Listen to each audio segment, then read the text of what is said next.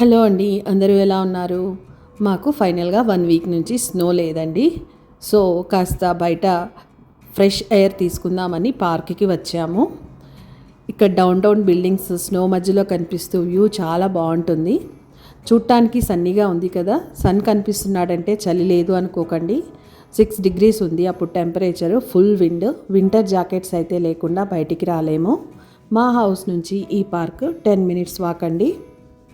ఈ park name princess island park. ఇది క్యాల్గరీలో డౌన్ టౌన్లో ఉంటుంది.